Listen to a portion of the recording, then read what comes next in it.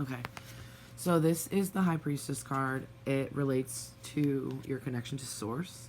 It invites you to surrender to Source and get in touch with your higher power. This was a reading for somebody pretty specific, but this is like, I think this is something that collectively can be shared. You guys need to get back in touch. You're being given permission to go inward to reflect at this time. And then this card fell out in reference to the High Priestess.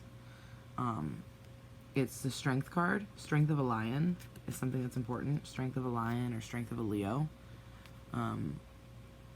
This pertains to me because my mother was a Leo, and I feel that in reference to that, it's saying that, you know, like your spirit guides and the people who are looking out for you in the spiritual realm want you to remain strong at this time. And this also refers to your overall reflection on the outside. Maybe some of you are scared to face the High Priestess within yourself. You're scared to get in touch and to introspect because you want to appear to be stable in some way, as pertains to your mental and spiritual health. So some of you really need to tap in and get in touch instead of just trying to appear in touch. And then I pulled the Eight of Cups for this. I'm going to read this from the book. It says that you might be experiencing or going through this, or it might be something you're struggling with, but letting go, releasing that which no longer serves you. A ritual releasing maybe can be utilized for some of you right now. Maybe you need to do an energetic ritual to release whatever this is. And yeah, so a time to move your stuck energy and stagnance. Walk away, leave your old reality to pursue a new one. Let go of your fear of abandonment and, you know, disappointment. You might be really disappointed right now or afraid to be disappointed in a situation. Walking away and regretting your choice might come up for some of you right now. Feeling stuck in your current reality. Dealing with fears that block your momentum. And some of you might be turning to avoidance and escapism. It's advised that you don't do that in this time and that you, like I said, remain strong and look inside yourself. So the reading for this card here says, she has released her last cup into the sea and her bowl burning ceremony is over. Is it time to walk away from something in your life? Choose your sacred dream, especially when you're feeling disappointed, is one of the biggest acts of self-love that you can enact. When you take that very first step, you begin to choose yourself. There is nothing more healing and more powerful. Find your resolve. Untether any anchors that are holding you back. Through your disillusioned heart, may you require some TLC. You can realign your path by shedding outgrown expectations, hopes, people, ideas, beliefs, guilt, or ways of being. If you find yourself exhausted or confused or jumping from thing to thing, know that you are entering a mystical period of intense shifting and that releasing and realizing old stories will help you to travel lightly. Go in the direction of epic dreams, happiness, and greater meaning. A good affirmation for this is, I walk away from negativity and I choose myself in a rebellious act of self-love. So practice saying this to yourself at this time, and also practice, don't just verbalize it, but do the work, because now is a time where you're being called to. Some of you are about to experience some serious tower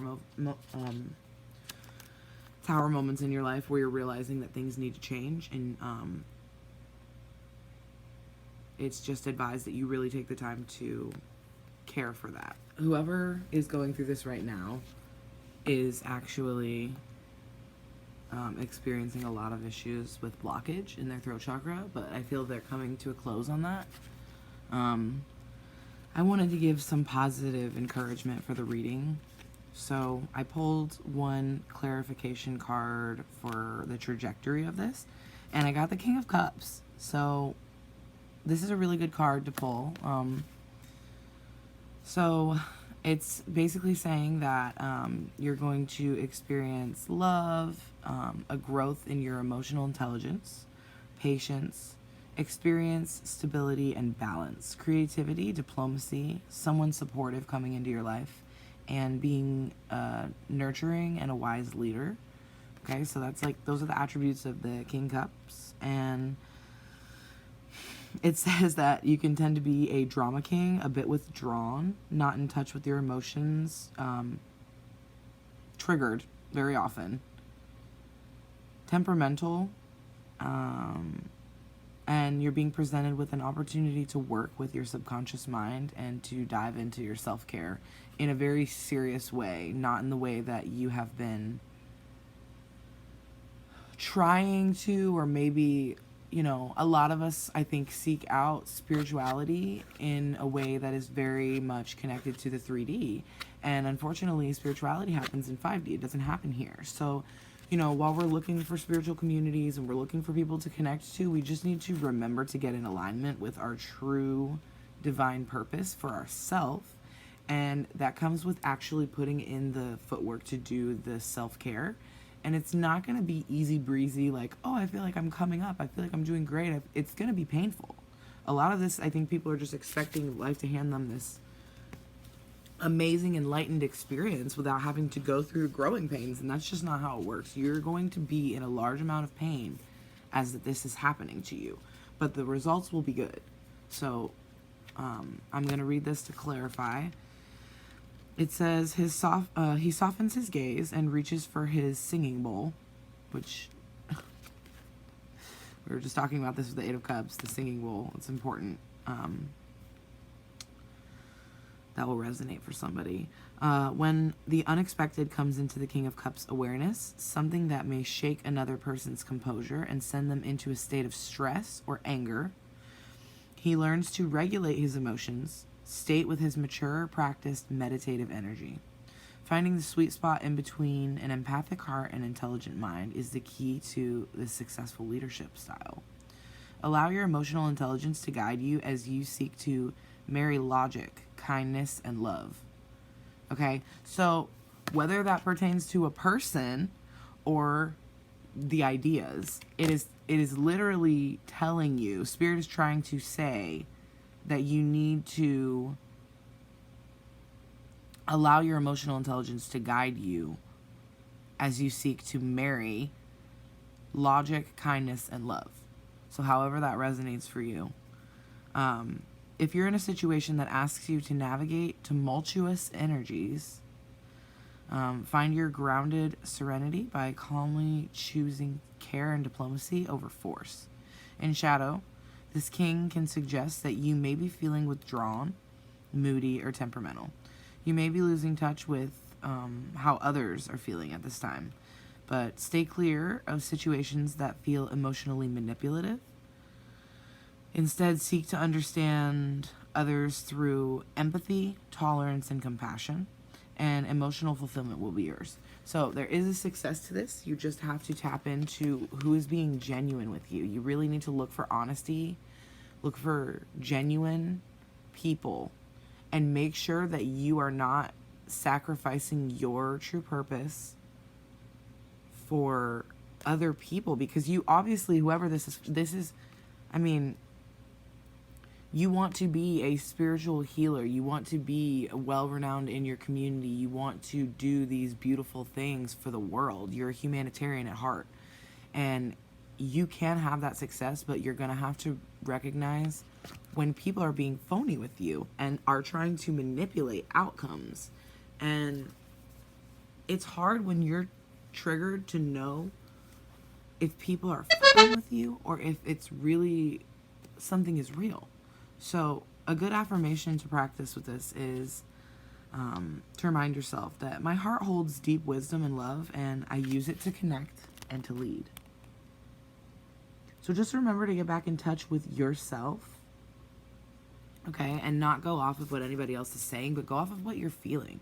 And I know it's hard because you don't want to tap into your emotions, but you're going to have to, or you're going to seriously sacrifice what you're purpose and your life goals are here, okay? It's very important. And, you know, I wish all of you success in your endeavors, and I hope that you don't have to go through as much pain as I'm personally going through right now, because I was coming up on the end of it. I was really not, I was just like, what is this? I give up. Like, I want to withdraw. I don't want to share my gifts. I don't want to do anything. I'm feeling discouraged. I'm feeling sad. And it's just like, Spirit just reminds you, like, growing pains are a thing you're going to go through. And I've always been a person who, you know, believes if you can't grow with me, you can't go with me. So you gotta, like, my personal perspective is that you need to find people who are willing to grow. And if people are not willing to put in the work and to grow with you, then they can't go with you where you're going to, because the next place is a place of success. And you don't want people feeding off of you and energy vampires sucking your success for their own personal benefit. You want to find somebody who's in alignment with what your path is and what you want to do, and make sure you gravitate towards those people, because they're going to help you and you're going to help them, and it's going to be a relationship that has a lot of reciprocity. Yeah, you basically just really want your output to match your input. And if you realize that it's not, you need to reconsider some of the circumstances surrounding your spiritual life path. And if this doesn't pertain to you in a spiritual way, it could be when it comes to coworkers. It doesn't have to be a community. It could be, like, you know, your place of business, your workplace, or it could be your home and family. You know, there's a couple of other situations that it applies to, but, you know, you just take this as it applies, and, you know, not hang on my every word, because this is a message that I'm sharing with the collective. It's not just one person. So it's meant to be interpreted alongside your intuition, because Spirit doesn't just speak through me. Spirit and Source comes to me, and I channel what is being spoken, and I also give my perspective on the situation based on my life experiences and my knowledge, and then you are supposed to take that with a grain of salt and imply your own inference based on your intuitive side, okay? So don't just take everything that every reader, somebody is always telling you just as, you know, to be pure truth. You need to decipher what is actually for you and what's not. So, yeah, I pray for your discernment, and I really want everybody collectively to start taking accountability. Take accountability for yourself, take accountability for your loved ones, take accountability for what it is you want to do with your life and where you're going. I'm sorry that it offends you. I'm sorry that you are watching this right now with anger and upset because I am revealing too much information. I'm calling out your insecurities. I'm calling out your, you know, your flaws. But these things are going to come to light whether or not somebody brings that. And these tower moments are coming. There's no avoiding what life is bringing to us. And if you view it in a spiritual way, I think that you'll be able to understand. Like, seeing things with your third eye will bring the light and the clarity that you're seeking, okay? Just, my advice is when people are talking to you, try, instead of looking them in the eyes, to look into their third eye and see what it is they're really trying to say to you and what they're really trying to send to you. Because some people have ill intention and some people are selfish, and they will say one thing out loud but do another behind closed doors and energetically block you and put spells on you, and sometimes they don't even know they're doing it. Sometimes they're just greedy and they just do these things, and nothing is going to stop you from your path so long as you find a way to discern what is really going on from what is being told to you. So yeah, open your third eye and look people in theirs when they're talking to you, and really, you know, dig for the truth. Um, okay, a random card pull that I did for this also. In conclusion, because this is a conclusion, but it's also, it's not, it's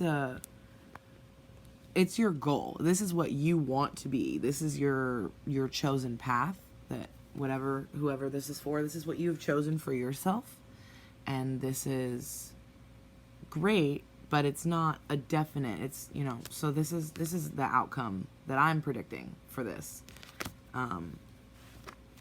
I really truly believe that you can't avoid what is divine, and what is supposed to be will be. So I believe that you will have success. I think that the Nine of Pentacles is showing that.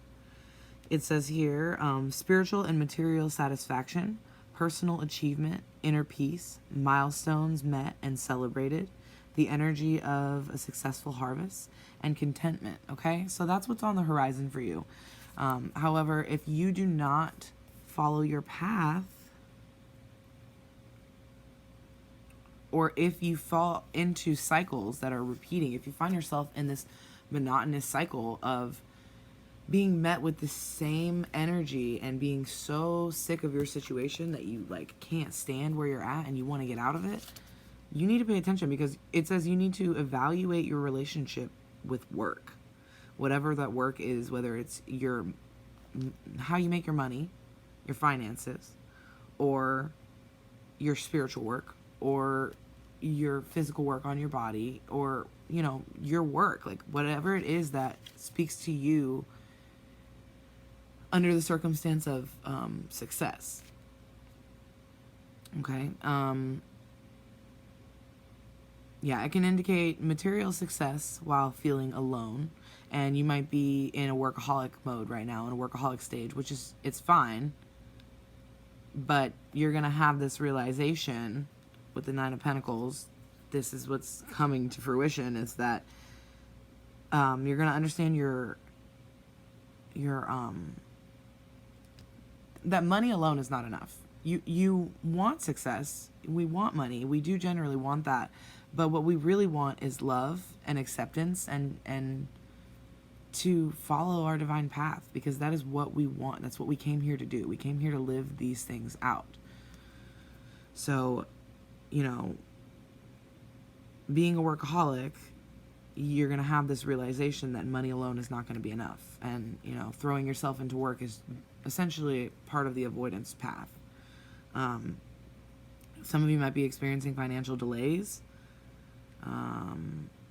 and putting on a facade to seem like you have more abundance than you have. And I touched on this in my last video. You need to reach out to your community for help when you need help, and you need to be honest, and you need to take accountability and talk about what's going on. You can't keep feeling this pressure to appear more successful than you actually are, and because there's some people who don't give about how much money you make. They do not care. They love you for you, and they want you to find your success at your pace.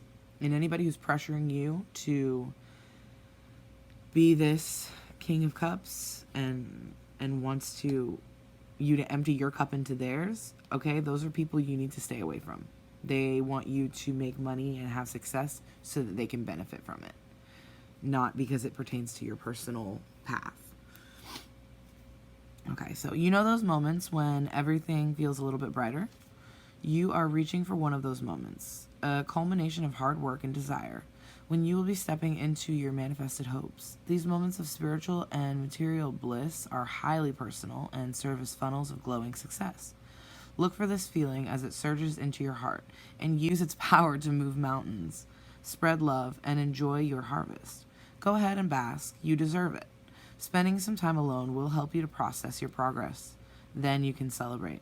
In shadow, this card suggests that you may be working too hard and not seeing enough in return, which we just touched on that. Examine your feelings of self-worth and look at your energy balances in and out. I already said this, but it's here, so I'm just going to keep reading it. The rewards must always equal your energy expenditure. If you sense an imbalance, then it's time to make amends. The harmony and harvest you seek are in front of you now. Affirmation, I enjoy the bliss and abundance that I have sown.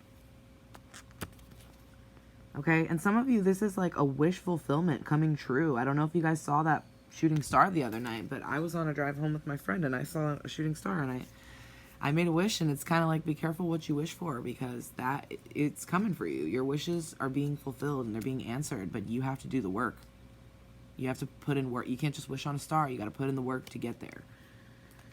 I hope this helped you. I hope that provided some clarity for some people, or at least set them on a warpath in the right direction to fight for themselves. And I love when I read from this book now, because I know that when I'm channeling and I'm getting this sourced information, that it's being affirmed for me. So if you use divination in any way, now is a very, very good time to tap into that. And whatever it may be, whether you do have runes, osteomancy, whatever your magic is, tap into it and utilize it, because it's just going to provide clarification for some of the things that may be coming into your head that you're like doubting yourself. You don't know if it's real. You don't know if it's what's up and what's down.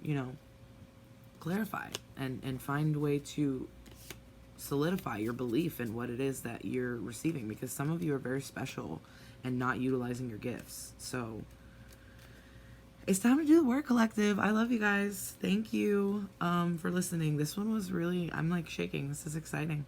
I'm always shaking because I'm nervous, but I'm genuinely like, this is a positive feeling. I feel like you're really going to come out with a win on this one. Some of you are just like fully embracing your tower moments. You're like, I don't care. I'm ready to pursue through this pain, and I'm proud of you, and I wish you luck on this journey. Family, I love you. All right, love and light. I've been trying to